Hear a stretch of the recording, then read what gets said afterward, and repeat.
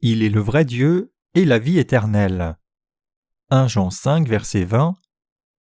Nous savons aussi que le Fils de Dieu est venu et qu'il nous a donné l'intelligence pour connaître le véritable, et nous sommes dans le véritable en son Fils Jésus-Christ. C'est lui qui est le Dieu véritable et la vie éternelle. Regardez à cette parole de vérité. Le passage des Écritures d'aujourd'hui dans 1 Jean 5, verset 20 dit « Nous savons aussi que le Fils de Dieu est venu et qu'il nous a donné l'intelligence pour connaître le véritable, et nous sommes dans le véritable dans son Fils Jésus-Christ. C'est lui qui est le Dieu véritable et la vie éternelle. » Que nous a donné le Fils de Dieu selon ce passage ? Il nous a donné la connaissance et la compréhension qui nous permet de réaliser la vérité de l'évangile de l'eau et de l'esprit. Jésus-Christ nous a fait réaliser le véritable et Dieu le Père. Aussi, Jésus nous a fait réaliser la rémission des péchés et la vraie vie éternelle. Je veux partager avec vous tout ce que je connais et crois dans mon cœur quand je prêche les Écritures, mais je reconnais le besoin de partager des parties intellectuelles de la parole de vérité premièrement. Je voudrais interpréter le passage des Écritures avant de partager la signification spirituelle que cela implique. Donc je planifie de partager Jésus-Christ qui est venu dans mon cœur et qui viendra dans vos cœurs en expliquant la parole de la Bible verset par verset. Maintenant je suis reconnaissant parce que je peux partager avec vous la parole de vérité que l'apôtre de Jean croyait. Jésus-Christ est Dieu. Le passage des Écritures d'aujourd'hui dit « C'est lui qui est le Dieu véritable et la vie éternelle ». Pour nous, Jésus-Christ est le vrai Dieu.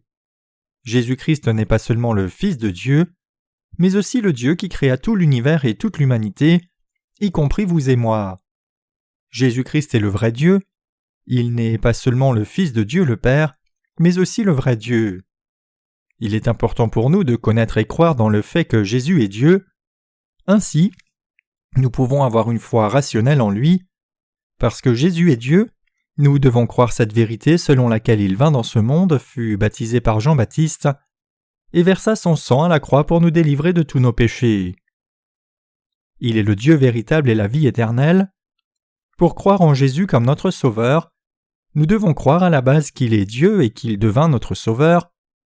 Nous devons savoir que Jésus vint dans ce monde, fut baptisé, versa son sang pour que vous et moi réalisions la vérité du salut de nos péchés.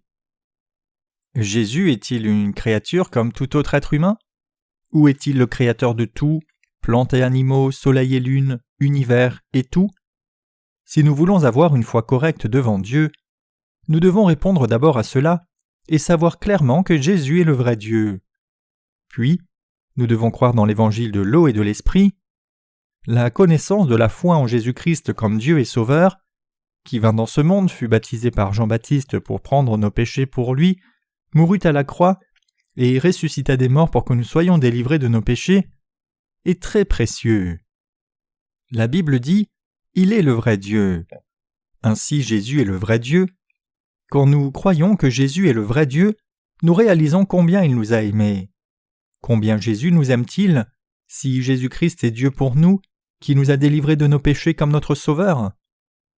L'apôtre Jean dit en 1 Jean 5, versets 6 à 8, « C'est lui, Jésus-Christ, qui est venu avec de l'eau et du sang, non avec l'eau seulement, mais avec l'eau et avec le sang. Et c'est l'Esprit qui rend témoignage parce que l'Esprit est la vérité. Car il y en a 3 qui rendent témoignage, l'Esprit, l'eau et le sang, et les 3 sont d'accord. Jésus-Christ est fondamentalement Dieu. Le vrai Dieu Jésus vint par l'eau et le sang.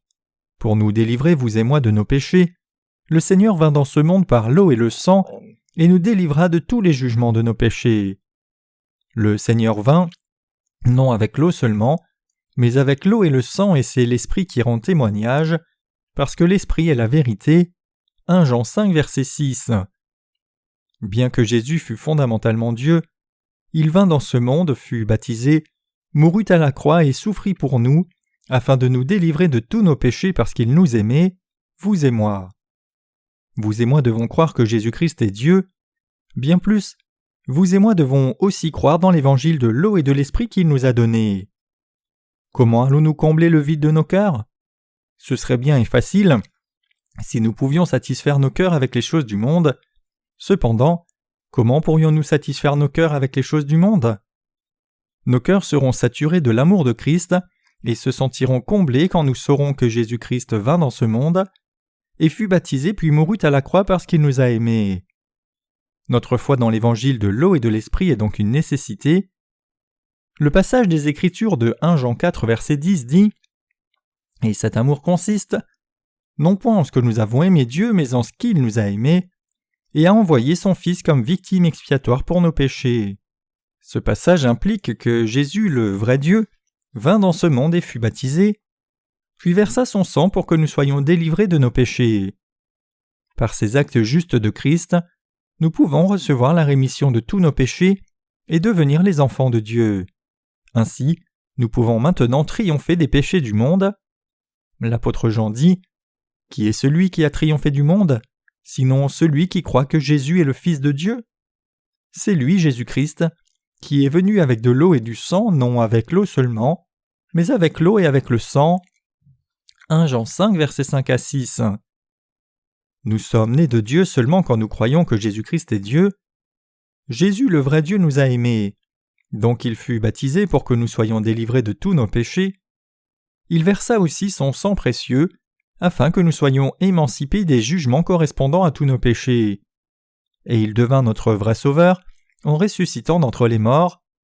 Nous pouvons triompher du monde en croyant dans cet évangile de l'eau et de l'esprit. Nous sommes devenus des gens vraiment joyeux parce que l'amour de Dieu demeure en nous abondamment. Le fait que l'amour de Dieu est dans nos cœurs mérite notre gratitude. Nous devons garder la compréhension de ce que Dieu nous a aimés en envoyant Jésus dans ce monde pour vous et moi, le faisant baptiser et verser son sang sacrificiel. L'apôtre Paul dit « Maintenant donc ces trois choses demeurent, la foi, l'espérance et l'amour, mais la plus grande de ces choses, c'est l'amour. » 1 Corinthiens 13, verset 13. De plus, il dit « Et quand je distribuerai tous mes biens pour la nourriture des pauvres, quand je livrerai même mon corps pour être brûlé, si je n'ai pas l'amour, cela ne me sert de rien. » 1 Corinthiens 13, verset 3. L'amour mentionné ici, c'est l'amour de la vérité, 2 Thessaloniciens 2, verset 10, c'est-à-dire l'amour de Dieu, révélé par la vérité de l'évangile de l'eau et de l'esprit. Il convient que nous croyions que Dieu vint dans ce monde et fut baptisé, puis supporta la souffrance de la crucifixion à la croix par son amour pour nous. Jésus le vrai Dieu nous a aimés, vous et moi. Cet amour demeure dans nos cœurs par la foi.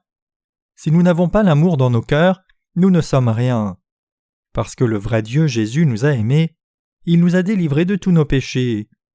Nous devons garder l'amour de Dieu en nous en menant nos vies. C'est alors seulement que nous avons la force de triompher du monde. Bien que nous consacrions nos corps à l'œuvre de Dieu en les exposant au feu, nous ne serons rien sans la foi dans ce genre d'amour. Comme je vous l'ai dit au début, parce que je devais vous expliquer en détail ce que la première épître de Jean nous dit, je vous explique chaque verset. En faisant cela, je suis conscient que cela peut devenir trop intellectuel. En dépit de cela, je ne peux pas faire autrement que vous expliquer le passage d'aujourd'hui mot à mot. Pour avoir la foi correcte dans l'évangile de l'eau et de l'esprit, nous devons utiliser toute notre intelligence, notre cœur et nos émotions. Et l'acquisition de la connaissance de l'évangile de l'eau et de l'esprit est le premier pas. À cause de cela, vous pouvez avoir l'impression que je dirige une étude biblique plus que je ne prêche, mais il n'y a pas d'autre moyen que de procéder de la sorte. Une chose est certaine, il est important que nous connaissions beaucoup la Bible, mais rien n'est plus important que de nous rappeler et croire dans nos cœurs que Jésus, étant Dieu, vint dans ce monde par l'eau et le sang et versa son amour pour nous, pour que nous soyons délivrés de tous nos péchés. Je vous dis cela avec la conviction que vous ne recevrez pas l'amour de Dieu intellectuellement, mais à la fois avec votre intelligence et votre cœur. L'apôtre Jean dit « Quiconque croit que Jésus est le Christ est né de Dieu, et quiconque aime celui qui l'a engendré, aime aussi celui qui est né de lui. » 1 Jean 5, verset 1. Vraiment, Jésus-Christ est notre Dieu, le Fils de Dieu et notre Sauveur, qui vint par l'eau et le sang pour nous délivrer de tous nos péchés. Si nous croyons dans cette vérité, nous sommes nés de Dieu. Sommes-nous, vous et moi, nés de Dieu? Ou sommes-nous seulement nés de parents biologiques? De qui ou quoi êtes-vous nés? Si vous êtes nés de Dieu, vous croyez que Jésus est Dieu, le Fils de Dieu et Sauveur, qui fut baptisé et versa son sang à la croix pour nous délivrer. Seuls ceux qui croient cela sont nés de Dieu, ils sont aussi les enfants de Dieu, ouvriers de Dieu, et les hôtes des cieux. Il est écrit « Quiconque croit que Jésus est le Christ est né de Dieu, et quiconque aime celui qui l'a engendré, aime aussi celui qui est né de lui. » Nous connaissons que nous aimons les enfants de Dieu, lorsque nous aimons Dieu, et que nous pratiquons ses commandements. Car l'amour de Dieu consiste à garder ses commandements, et ses commandements ne sont pas pénibles. 1 Jean 5, versets 1 à 3. Ceux qui aiment et croient en Dieu le Père aiment aussi Jésus-Christ le Fils de Dieu le Père. Ceux qui aiment son Fils aiment aussi son Père. Celui qui aime son Père revient à dire qu'il aime son Fils. Croyez-vous que Jésus est le Fils de Dieu? Notre Dieu, qui nous délivra de tous nos péchés par l'eau et le sang parce qu'il nous aima, vous et moi? Croyez-vous que Jésus soit Dieu? Croyez-vous qu'il soit le Sauveur? Croyez-vous que le Père de Jésus-Christ soit notre Dieu? Les gens qui répondent oui à ces questions sont nés de Dieu. Alors, nous sommes ceux qui sont nés de Dieu. Nous devons aimer Jésus en le connaissant comme Dieu, et nous pouvons garder ses commandements. Les commandements de Dieu pour nous, c'est de nous aimer les uns les autres. La Bible dit que nous devons nous aimer les uns les autres si nous aimons Dieu. Si nous connaissons Jésus comme Dieu et avons reçu la bénédiction de la rémission du péché, et sommes devenus enfants de Dieu par l'amour de Dieu, nous devons nous aimer les uns les autres. Nous ne sommes pas forcés de nous aimer les uns les autres. Nous aimer les uns les autres n'est pas pénible dans l'amour de Dieu. Si vous et moi savons et croyons que nous sommes délivrés de nos péchés dans notre connaissance de Jésus comme Dieu et dans son amour, nous ne pouvons que nous aimer par son amour dans nos cœurs. Nous les justes ne pouvons nous haïr. L'amour de Dieu n'est pas passif mais actif. Si nous savons et croyons que Jésus-Christ est Dieu, alors nous avons reçu la vie éternelle en dépit de nos péchés à cause de cet amour de Dieu. Parce que l'amour de Dieu est dans nos cœurs, nous n'avons pas besoin de nous forcer à aimer les autres. Parce que l'amour de notre Seigneur est dans nos cœurs, il nous est impossible de ne pas aimer. Garder les commandements de Dieu en nous aimant les uns les autres n'est pas une tâche difficile. Si nous avons reçu la pleine rémission de tous nos péchés en croyant dans l'amour de Dieu et avons gardé cet amour dans nos cœurs, il est facile d'aimer les justes comme les autres. En un sens, aimer les autres dans l'amour de Dieu doit être plus facile que manger un repas. L'apôtre Jean nous dit que Jésus est Dieu et le Fils de Dieu, qui nous délivra de nos péchés par son amour, par l'eau et le sang. L'apôtre Jean nous dit aussi que nous qui avons reçu la rémission du péché, en croyant dans l'amour de Dieu, devrions naturellement nous aimer les uns les autres. Au temps de l'Église primitive, ceux qui étaient nés de Dieu croyaient dans l'évangile de l'eau et de l'esprit. 1 Jean 5, versets 3 à 7. En d'autres termes, ils croyaient que Jésus était Dieu, qui les délivra de tous leurs péchés par l'eau et le sang. Par contre, les injustes ne croyaient ni en Jésus comme Dieu, ni en l'amour de la pleine rémission de tous les péchés qui avaient été accomplis par l'eau et le sang de Jésus. Jésus nous a tous aimés. Au lieu d'aimer les autres, ils ont négligé l'âme des autres. Cependant, pour toute personne née de Dieu en croyant dans l'évangile de l'eau et de l'esprit, comprendre le cœur des autres et se soutenir et s'aimer les uns les autres ne sont pas des choses difficiles. Comme le juste peut automatiquement aimer les autres, cet amour est consistant. L'apôtre Jean dit qu'aimer, c'est garder les commandements. Dieu nous parle d'amour en nous commandant de nous aimer les uns les autres. Jésus-Christ est fondamentalement le Seigneur de l'amour. Nous devons connaître l'amour de Dieu.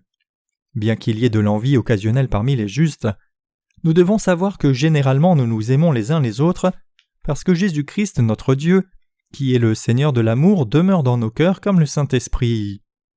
Nous n'aimons pas seulement nos frères et sœurs en Christ, mais aussi les autres âmes hors de Christ qui n'ont pas encore reçu la rémission des péchés. Nous voyons que toute plante, animal ou personne grandit quand il y a de l'amour. Comment se caractériserait une relation si vous découvriez que quelqu'un parmi nous ne vous aime pas mais vous déteste? Ne détesteriez-vous pas être avec cette personne? Nous pouvons avoir une vraie communion de cœur quand nous savons que nous nous aimons les uns les autres. Cependant, si je sens qu'une personne me déteste, je ne peux pas être au même endroit qu'elle même si j'essaye. Combien serais-je inquiet si je pensais qu'une personne me déteste ? Mais en fait, la personne qui déteste une autre personne souffre le plus. Si une personne déteste une autre personne, sa propre âme va à la ruine. Indépendamment de qui est la personne, si son âme est pleine de haine, sans aucun amour, cette âme fanera très vite comme une fleur. Par contre, quand nous pratiquons l'amour de Dieu envers les autres, notre âme est revigorée. Je suis sûr que chacun de nous a expérimenté que son âme est devenue plus forte, joyeuse et énergique quand nous avons témoigné notre amour à nos frères et sœurs, aux serviteurs de Dieu et même aux gens qui ne sont pas en Christ. Notre victoire se trouve dans l'amour de Dieu. La Bible dit « Car Dieu a tant aimé le monde qu'il a donné son Fils unique, afin que quiconque croit en lui ne périsse pas, mais qu'il ait la vie éternelle. » Jean 3, verset 16. Notre victoire, notre salut et notre œuvre de la vie nouvelle sont accomplis par l'amour de Dieu.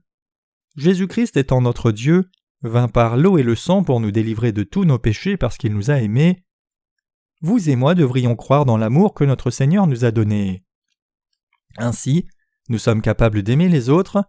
En fait, les croyants dans l'évangile de l'eau et de l'esprit sont déjà devenus ceux qui ont revêtu l'amour de Dieu. Dieu a d'abord aimé l'humanité. Dieu a aimé toute l'humanité par l'évangile de l'eau et de l'esprit. Mais il y a des gens qui n'acceptent ni son amour, ni ne l'aiment. Ils traitent l'évangile de l'eau et de l'esprit, qui déclare que Dieu nous a envoyé son Fils unique Jésus pour notre salut, comme bon à rien, et rejettent cet évangile. Qu'arrive-t-il à ceux qui ne croient pas dans l'amour de Dieu ?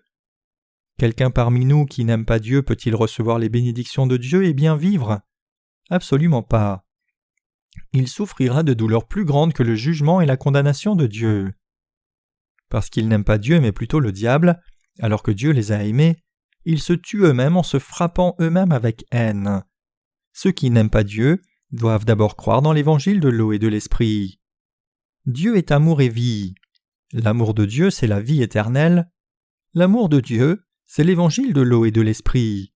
Tout amour authentique vient de Dieu. Bien-aimés, aimons-nous les uns les autres car l'amour est de Dieu, et celui qui aime est né de Dieu et connaît Dieu. 1 Jean 4, verset 7. Celui qui croit dans l'amour de Dieu est un croyant dans l'évangile de l'eau et de l'esprit. Ce genre de personne a déjà expérimenté l'amour abondant et débordant de Dieu. À cause de cela, cette personne aime la vérité de l'évangile de l'eau et de l'esprit. Si nous connaissons Dieu et connaissons l'amour de Dieu, nous aimons Dieu. Vous devenez la meilleure personne devant Dieu en sachant et croyant que Dieu nous a aimés par l'immense grandeur de la vérité. Nous devons nous examiner nous-mêmes pour voir si nous aimons vraiment Dieu. Celui qui connaît l'amour de Dieu ne peut qu'aimer Dieu. Parce que Dieu est le Dieu d'amour, ceux qui connaissent l'amour de Dieu peuvent l'aimer en croyant en lui. Ceux qui n'aiment pas Dieu ni les croyants en Dieu ne peuvent pas aimer parce qu'ils n'ont pas l'amour de Dieu. Ceux qui ont ignoré que Jésus est Dieu et que ce Dieu les a aimés sont ceux qui ne croient pas en Dieu et s'opposent à lui. Leur vie est certainement pleine de problèmes et de misères noires, mais leur avenir consiste en un bien pire enfer réel. Nous qui croyons que Dieu nous a aimés par l'évangile de l'eau et de l'esprit, sommes aussi reconnaissants à Dieu. Chers croyants, croyez-vous aussi que Dieu vous aime ? Bien sûr que oui. Maintenant même, Dieu vous aime et toute sa création. Jésus aime aussi ceux qui n'ont pas encore reçu l'évangile de l'eau et de l'esprit, et nous dit de leur prêcher l'évangile. Ainsi l'amour de Dieu n'a pas de limite, aimant même les incroyants par l'évangile de l'eau et de l'esprit. Cependant, le problème c'est la présence de ceux qui ignorent l'amour de Dieu. Parfois, ces gens s'infiltrent parmi les saints de l'Église de Dieu. Ils prétendent être nés de nouveau, mais en fait ils sont ennemis de Dieu. Ceux qui ne croient pas dans la parole d'évangile de l'eau et de l'esprit sont ceux qui se sont tournés contre Dieu. Ils n'ont pas expérimenté l'amour de Dieu à cause de leur ignorance du vrai évangile. Donc dès qu'ils auront des problèmes en suivant le Seigneur, ils diront « Je n'aime pas cela, je ne t'aime pas. Pourquoi dis-tu que tu m'aimes alors que tu ne fais rien pour moi ? Il n'y a plus de choses que tu m'as prises que tu ne m'en as données. » De temps en temps, des gens ingrats tournent le dos à Dieu comme cela. Mais, chers croyants, réfléchissez attentivement. Tout autour de vous vient de Dieu. Dieu nous a donné toutes les bénédictions, donc il a aussi l'autorité de nous les reprendre. Comme le disent les Écritures, « C'est de lui et par lui et pour lui que sont toutes choses. Romains 11, verset 36. Nous venons de Dieu et nous retournons à lui. Fondamentalement, rien dans ce monde n'a jamais été à nous. Nos amours ont-ils jamais été les nôtres? Ils étaient à Dieu. Vous et moi ne devons pas tourner le dos à l'amour de Dieu. Dieu vous aime. Dieu le Père nous a montré tout son amour par le baptême de Jésus, son sang versé à la croix et sa résurrection d'entre les morts. Jean 3, verset 16 dit « Car Dieu a tant aimé le monde qu'il a donné son Fils unique, afin que quiconque croit en lui ne périsse pas, mais qu'il ait la vie éternelle. » Parce que Dieu le Père vous a aimé, il a donné son Fils unique pour qu'il soit baptisé, verse son sang à la croix et ressuscite des morts. Connaissez-vous et croyez-vous vraiment dans cet amour? Bien sûr que oui. Dire que nous croyons en Jésus-Christ revient à dire que nous croyons dans son amour révélé dans l'évangile de l'eau et de l'esprit. Nous croyons que Jésus-Christ nous a tant aimés qu'il fut baptisé par Jean-Baptiste, mourut à la croix et ressuscita des morts pour devenir le roi des rois. Évidemment, il n'est pas difficile de connaître Jésus et de croire en lui. Quand nous regardons à Dieu, le Créateur de toutes choses dans l'univers, nous découvrons la divinité de Jésus. Il est dit dans la Bible que Dieu créa les cieux et la terre au commencement. Parce que Dieu nous a tant aimés et nous aime encore, il devint notre Sauveur éternel, en venant dans ce monde dans la chair d'un homme, étant baptisé, mourant pour nous en versant son sang à la croix, et ressuscitant d'entre les morts. Aussi longtemps que Dieu vit, notre salut n'est pas annulé, c'est cela l'amour de Dieu. Est-ce que Dieu a expié tous nos péchés par l'eau et le sang? Ce que je demande, c'est si vous croyez de tout cœur en l'évangile de l'eau et de l'esprit. Ceux qui croient cela sont nés de Dieu, et ceux qui ne croient pas ne sont pas nés de Dieu. Les incroyants vivront leur vie comme serviteurs de Satan le diable dans ce monde, s'opposant à Dieu. Tout comme Satan le diable le fit, ceux qui n'ont pas reçu la rémission des péchés par l'évangile de l'eau et de l'esprit s'opposent à Dieu et s'éloigneront de lui. Ceux qui croient dans l'évangile de l'eau et de l'esprit, qui est l'amour de Dieu, sont nés de Dieu, et seuls les enfants de Dieu peuvent entrer dans le sein de Dieu. Donc pour devenir un enfant de Dieu, vous devez d'abord croire dans l'amour de Dieu, qui vint par l'eau et l'esprit, qui vous a délivré de tous vos péchés. Le Seigneur est venu non seulement par l'eau et le sang, mais aussi par le Saint-Esprit et nous a délivrés de tous nos péchés. Nous sommes vraiment devenus les enfants de Dieu en croyant dans cet amour de Dieu. Dieu dit qu'il y a une évidence du salut pour ceux qui croient dans le Fils de Dieu. Nous devons posséder dans nos cœurs l'évidence d'avoir reçu l'amour de Dieu. Nous devons avoir l'évidence de notre salut dans nos cœurs en croyant que Jésus-Christ, qui vint par l'eau, le sang et le Saint-Esprit, est le Dieu d'amour et notre Sauveur. Ceux qui croient que Jésus est le Fils de Dieu et notre Dieu, qui a expié tous nos péchés par l'eau et le sang et a fait de nous les enfants de Dieu parce qu'il nous a aimés, ont dans leur cœur l'évidence d'avoir reçu l'amour de Dieu. Dans la dernière partie du passage des Écritures d'aujourd'hui, dans 1 Jean 5, verset 20, il est dit « C'est lui, Jésus, qui est le vrai Dieu et la vie éternelle. » Croire en Dieu n'est pas difficile pour nous. Dieu le Père a manifesté son amour pour l'humanité entière en envoyant son Fils dans le monde dans la chair d'un homme. Bien que Jésus soit venu dans la chair d'un homme, il était le vrai Dieu. L'apôtre Jean dit « Et le monde a été fait par lui » Jean 1, verset 10. Nous devons savoir que c'est Jésus-Christ qui a tout créé dans l'univers et croire en lui comme le vrai Dieu. Nous devons savoir et croire que le vrai Dieu Jésus expia tous nos péchés et nous garantit la vie éternelle par son amour. Jésus est vraiment le Dieu d'amour. Ce Dieu vint à nous par son amour et nous délivra de tous nos péchés. Dieu a fait de nous son propre peuple par son amour et il nous a donné la vie éternelle. Dieu désire que nous devenions tous ses enfants en croyant que Jésus est le Fils de Dieu et le vrai Dieu, qu'il est notre Sauveur, et que l'amour de Dieu vint à nous par l'eau, le sang et le Saint-Esprit. Chers croyants, vous devez croire dans cet amour de Dieu sans rien en laisser. J'espère que vous pouvez tous devenir pleinement enfants de Dieu en croyant que le Seigneur est Dieu. Chers croyants, j'espère que vous devenez les possesseurs du vrai salut par votre foi dans la vérité de l'évangile de l'eau et de l'esprit, qui est l'amour de Dieu, comme par votre foi en ce que Jésus est Dieu. Chers croyants, j'espère que vous ne tomberez pas dans l'idolâtrie en plaçant votre foi dans la vérité de l'évangile de l'eau et de l'esprit.